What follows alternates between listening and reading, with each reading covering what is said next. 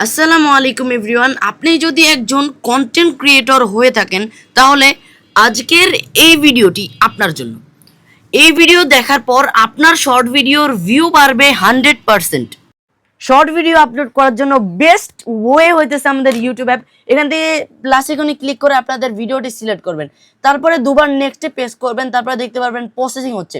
Processing হয়ে যাওয়ার পরে এখান থেকে হোম পেজ ওপেন হয়ে যাবে। তারপরে উপর থেকে অ্যাড সাউন্ড অপশন পাবেন, এখানে ক্লিক করে আপনার চাইলে সাউন্ড অ্যাড করতে পারেন।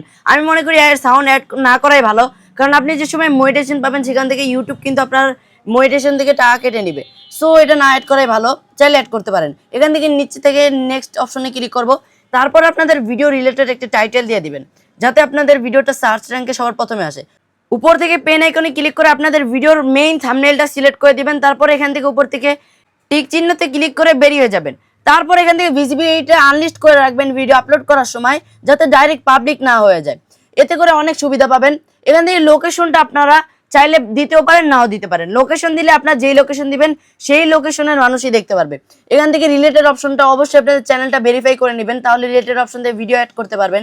এখান থেকে আপনারা চাইলে অল্টারনেট কন্টেন্ট, এটা যেটা আছে এটা যদি আপনারা এআই দিয়ে করে থাকেন তাহলে ইয়েস করে দিবেন, আমি নো করে দিচ্ছি। সো এখান থেকে আপনারা যদি চান কমেন্ট বক্সটাকে ইয়েস অথবা আর কি অন করে রাখবেন, যাতে মানুষ আপনাকে মতামত জানাতে পারে। সো এখান থেকে এইভাবে এগুলো মোটামুটি সেটিংস হয়ে গেছে। এখান থেকে আপলোড করে দিব, ওয়াইটি স্টুডিওতে চলে যাব। আপনাদের সময় মতন আপনাদের শর্টসটাকে আপলোড করবেন। আর কোন সময় আপলোড করলে বেশি ভিউ হয় সেটা চাইলে আমাদের কমেন্ট করতে পারেন, আমি আপনাকে সেটার জন্য একটা ভিডিও বানাবো। সো এই ছিল আজকের ভিডিওটি কেমন লাগছে অবশ্যই কমেন্ট করে জানাবেন। নেক্সট ভিডিও কি চান সেটিও কমেন্ট করে জানাতে পারেন।